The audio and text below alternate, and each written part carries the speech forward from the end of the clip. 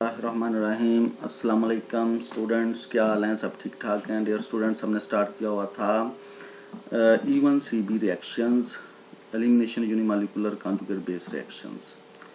आज हमने जो फीचर्स करनी है कि E1CB रिएक्शन जो है इसकी क्या खूबियाँ हैं, क्या इसकी फीचर्स हैं, और E1CB रिएक्शन जो है इसकी मॉलिक्यूलरिटी 1 है, सेकंड ऑर्डर, लेकिन इसका ऑर्डर जो है वो सेकंड है। तो E1CB जो है वो किस तरह फिर हम इसको डिस्टिंग्विश करेंगे एक्सपेरिमेंटली जो है वो E2 रिएक्शन से, उसका भी ऑर्डर सेकंड है और E1CB का भी ऑर्डर सेकंड है। तो ये किस तरह एक्सपेरिमेंटली कौन से तरीकाकार हैं जिससे पता चलता है जी कि E1CB रिएक्शन जो वो प्रोसीड करता है, वो चलता है और ये डिफर करता है E2 रिएक्शन से। Features of E1CB reactions. Although an E1CB reaction is unimolecular, E1CB reaction जो है ये unimolecular है. It is kinetically indistinguishable from E2 reaction due to its second order kinetics. तो ये जो है second order kinetics की वजह से E2 reaction से इसको kinetically जो है वो distinguish नहीं कर सकते, यानी ये ममासलत रखता है, similarity रखता है E2 reaction से। However, experimentally an E1CB reaction differs from E2 in the following aspects.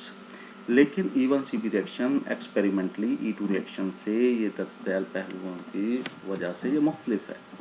वो कहते हैं जी अगर हम एक रिएक्शन करवाएं, एक जो है वो सबस्ट्रेट का एथोक्साइड और अल्कोहल के साथ रिएक्शन करवाएं, लेकिन अल्कोहल जो है वो लेबल्ड अल्कोहल है जिसमें हाइड्रोजन की जगह आइसोटोप ड्यूटेरियम आयन है। तो वो कहते हैं जी अगर हम रिएक्शन करवाएं और रिएक्शन को कंप्लीशन तक ना लेके जाएं, यानी ये प्रोडक्ट ना बने, एलिमिनेशन प्रोडक्ट ना बने, इंटरमीडिएट जहाँ पे बने वहीं पे रिएक्शन को स्टॉप करें और फिर उसमें ऐड कर दें लेबल्ड अल्कोहल जिसमें ड्यूटेरियम हो। तो जब लेबल्ड अल्कोहल उसमें ऐड करेंगे, रिएक्ट करवाएंगे, तो ये जो यहाँ से जो लेबल्ड आइसोटोपिक प्रोटॉन है ड्यूटेरियम, ये इस कार्बन आयन के कार्बन के साथ जाके मिल जाएगा और आइसोटोपिक इनकॉर्पोरेशन प्रोडक्ट आपको ये मिलेगा, जो इस बात का सबूत है कि जो E1CB रिएक्शन ऑपरेट करता है और कार्बन आयन इंटरमीडिएट बनता है। लेकिन E2 रिएक्शंस में आपने पढ़ा था कि बॉन्ड ब्रेकेज, बॉन्ड फॉर्मेशन जो वो साइमल्टेनियसली होगी, लिविंग ग्रुप और elimination of proton at the same time होगी, वहाँ पे कोई कार्बन आयन नहीं बनता।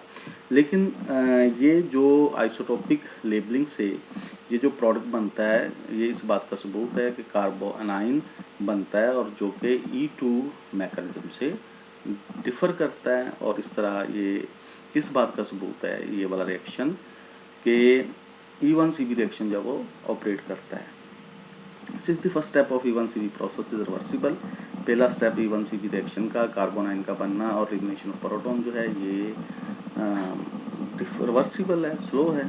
The reaction when carried out with ethoxide and labelled alcohol and stop before completion, और इसको पायत मील तक रिएक्शन को पहुंचने से पहले, यानी ये प्रोडक्ट बनने से पहले आप पहले इसको स्टॉप करें।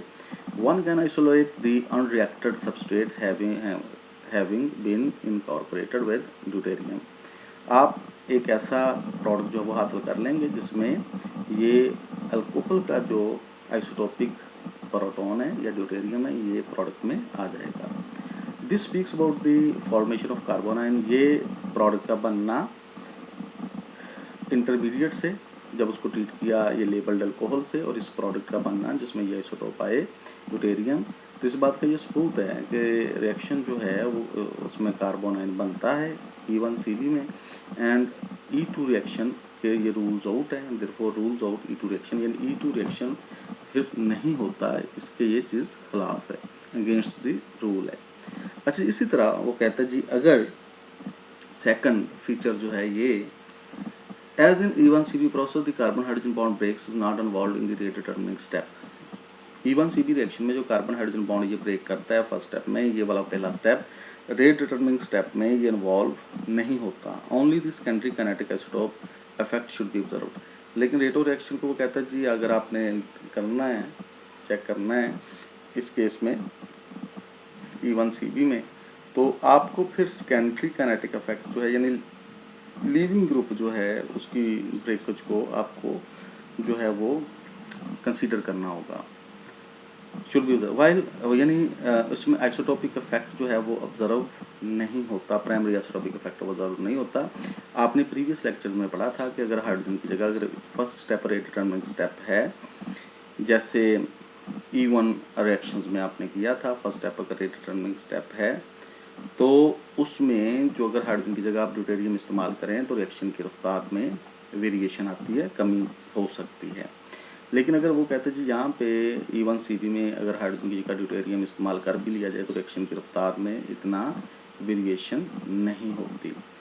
Kinetic isotope effect should be observed. While for E2 mechanism involving the loss of beta hydrogen, one would observe the primary kinetic isotopic effect. E1 E2 में तो प्राइमरी आइसोटोपिक इफेक्ट जो वो होता है, मतलब ये कि बीटा हाइड्रोजन की जगह आप कोई ड्यूटेरियम इस्तेमाल कर लें तो रिएक्शन की रफ्तार अफेक्ट करती है, क्योंकि उसका जो पहला स्टेप है कार्बन हाइड्रोजन बॉन्ड की ब्रेकेज वो रिएक्शन की रफ्तार को कंट्रोल करता है। लेकिन E1CP में ये फर्स्ट स्टेप रिएक्शन की रफ्तार को कंट्रोल नहीं करता। जब hydrogen would observe the primary kinetic isotope. Thus KH, the ratio of KH over KD value for the reaction, यानी isotopic effect की जो रेशियो है, रेट ऑफ इफेक्ट, यानी अगर हाइड्रोजन इस्तेमाल करें बीटा हाइड्रोजन तो रेट ऑफ रिएक्शन क्या है, अगर आप उस हाइड्रोजन की जगह ड्यूटेरियम इस्तेमाल कर लें उसी सबस्ट्रेट में तो रेट ऑफ रिएक्शन जो है वो क्या है, इसकी रेशियो। अगर इसकी रेशियो जो है वो ज़्यादा आ रही है तो इसका मतलब ये है कि आइसोटोपिक इफेक्ट जो है वो हुआ है। अगर रेशियो जो है वो कम है या 1 है या कम है तो उसका मतलब आइसोटोपिक इफेक्ट नहीं है। तो नेक्स्ट है जी, वो कहते हैं जी अगर ये रिएक्शन है, ये सबस्ट्रेट है, इसके ऊपर एथोक्साइड बेस जो है वो अटैक जब किया तो यहाँ से बीटा हाइड्रोजन निकला, यहाँ से ये लीविंग ग्रुप लीव किया और इन दो कार्बन के दरमियान ये बॉन्ड डेवलप हो गया। वो कहते हैं जी इस बीटा हाइड्रोजन की जगह अगर यहाँ पे ड्यूटेरियम इस्तेमाल भी किया है तो रिएक्शन की रफ्तार यानी जो रेशियो है KH/KD, तो दोनों केसेस में कुछ ज़्यादा फर्क जो है वो नहीं आता, एज जस्ट 0.07 जो रेशियो है वो 0.07 है। Just that the conversion following E1CP mechanism but not E2। अगर इसमें वेरिएशन होती, काफ़ी ज़्यादा फर्क होता और डी जो है उसकी वैल्यू KD की वैल्यू जो वो कम आती, यानी ड्यूटेरियम इस्तेमाल करें तो रिएक्शन की रफ्तार जो वो स्लो हो जाती है और जिसकी वजह से रेशियो जो है वो उसकी वैल्यू जो है वो ज़्यादा आती है, 5, 6, 7 आ सकती है, लेकिन ये वैल्यू कम है तो इसका मतलब ये E2 मैकेनिज्म नहीं है, ये E1CP मैकेनिज्म है, ये E2 नहीं है। अगर E2 होता तो ये वैल्यू जो है वो कम से कम 5, 6, 7, 1 से ज़्यादा आनी थी, लेकिन ये वैल्यू 1 से कम है तो ये रिएक्शन जो है वो E2 मैकेनिज्म के तहत ऑपरेट नहीं करता, ये E1CP मैकेनिज्म के तहत ऑपरेट करता है। अच्छा जी, similar to E2 process E1CP reaction requires NTR syn periplanar geometry of hydrogen.